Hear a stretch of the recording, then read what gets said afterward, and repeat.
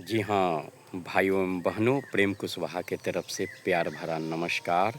और जी हाँ, आज एक मैं बहुत प्रचलित श्लोक आप लोग के सामने में मैं लेकर के आया हूँ, जो सबों के ज़ुबान पर रहता है। साधु संत और सब, अमीर गरीब, मेहनती कायर सब।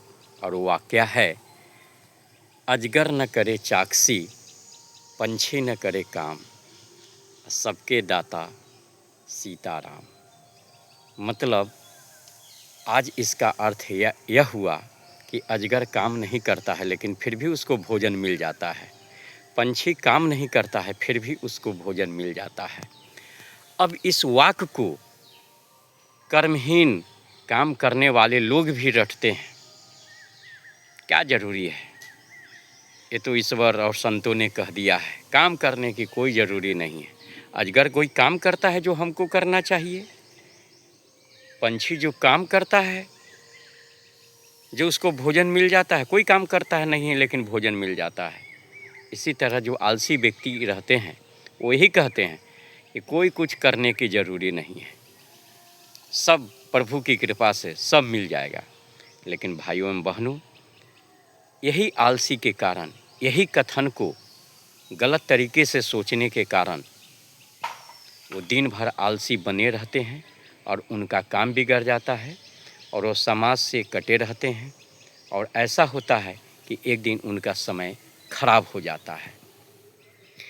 लेकिन इसी का अर्थ है, अजगर का मतलब क्या होता है? अजगर का मतलब ज्ञान के माध्यम से देखिए तो अजगर का मतलब होता है ताकतवर, बहुबाली, ज्ञान वाला, सुखी संपन्न, जो हर चीज़ से परिपूर्ण हो, उसी को अजगर कहा जाता है। न कि वो सांप वाला अजगर कि बैठा वो अजगर। अगर उस अजगर को भी लीजिए तो भी अजगर क्या कम ताकत है उसमें, जो केवल सांस खींचने से ही उसके सामने में जो शिकार आता है उसके मुंह में चला जाता है। तो बहुत बड़ा ज्ञान है। कहने का मतलब है कि कोई भी ताकतवर व्यक्ति रहता है, वो अगर किसी को समाज में संदेशा देता है या कोई प्रकार का आदेश देता है कि जाओ फलाने को कह दो कि हमने उसे बुलाया है, तो ये सुनते ही जो अन्य व्यक्ति होते हैं वो दौड़े उसके पास चले जाते हैं कि अरे बाप रे बाप, बहुत बड़ा बाहुबली है, बहुत बड़ा पहुंच है, बहुत बड़ा खूंखार है, बहुत बड़ा क्रिमिनल है, या जो उसको आप शब्द में कह लीजिए ताकतवर को। तो व्यक्ति उसके पास स्वयं चला जाता है। तो क्या ये कथन सत्य हुआ कि नहीं? कि वो व्यक्ति ताकतवर होने के कारण अगर किसी को आदेश दिया तो व्यक्ति स्वयं उसके पास चला गया। ठीक इसी प्रकार से आप अगर सुखी संपन्न हैं तो आपके पास शान शौकत सब कुछ होता है। आप अपने घर पर बैठे बैठे दुनिया का हर सुख सुविधा प्राप्त कर सकते हैं। अगर आपके पास आर्थिक स्थिति खराब है, अगर संपन्न नहीं है, तो आपकी बात कोई नहीं सुनेगा। पंछी को आप देखते हैं, पंछी कितनी मेहनत करके दाना चुगता है, अगर वहाँ उसे नहीं मिलता है तो फिर अलग जाता है। इसी तरह मनुष्य को एक काम पर आश्रित नहीं रहना चाहिए। अगर वहाँ से उसको अगर रोजी रोटी नहीं मिल रहा है तो दूसरी ओर तलाश में जाना चाहिए। आज यही है इस कथन का सत्य कि अजगर करे न चाकसी, और पंछी करे न काम, और सबके दाता सीताराम। इसलिए बहनों एवं भाइयों, हमें कर्म करना है। हमें ईश्वर और अल्लाह और दुनिया और संसार के और दूसरे के भरोसे हमको नहीं रहना है, नहीं तो हम भूखे मर जाएंगे। इसीलिए सुखी बनिए, संपन्न बनिए, ताकतवर बनिए, अच्छा शान शौकत हो, ज्ञानवान बनिए, बाहुबली बनिए, जो सबों को काम आइए।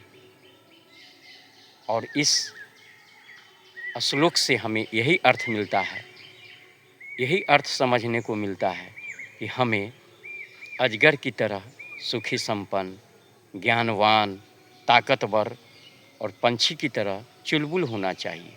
अगर हम यहाँ अगर हमें कुछ नहीं मिलता है तो हमें आगे भोजन की तलाश में जाना चाहिए। अगर एक जगह से अगर हमें मोह भंग होता है तो हमें दूसरी तरफ प्रयास करना चाहिए।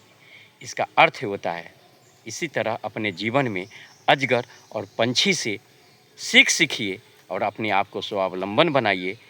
और इस वीडियो को आप सब्सक्राइब कीजिए और अपने सगे संबंधियों तक पहुंचाइए, ताकि ये जो भ्रम है और जो साधु संत जो इस बार को कह के भिक्षा मांगते हैं, और कहिएगा तो कहेंगे अजगर न करे चाकसी। अजगर कोई काम करता है लेकिन भगवान तो उसको दे देते हैं ना। पंछी कोई काम करता है लेकिन उन्हें समझाइए कि इसका अर्थ क्या होता है। अगर आप नहीं कमा के लाएंगे घर में एक किसान परिवार, तो साधु संत को कहाँ से देगा? इसी तरह भिखारी को कहाँ देगा? इसी तरह से भिखारी और साधु संत को अब काम करना होगा, झाड़ू लगाना होगा, मेहनत करना होगा। तब उन्हें समझ में आएगा कि ईश्वर कहाँ है और ईश्वर फल कैसे देते हैं। बहनों और भाइयों, आंखें खोलना बहुत ज़रूरी है। इसलिए इस वीडियो को सब्सक्राइब कीजिए और अपने सगे संबंधियों द्वारा पहुंचाइए, ताकि भिक्षा मांगने वालों को अच्छा ज्ञान मिले और उन्हें भीख मत दीजिए, उन्हें स्वावलंबन बनाइए। अगर आप भीख देते हैं तो गरीब के गरीब ही रह जाएंगे, इसलिए किसी को गरीब नहीं बनाइए, आप उन्हें स्वावलंबन बना दीजिए। इसी के तरह मैं आप लोग से विदा लेता हूँ। जय हिंद, जय भारत।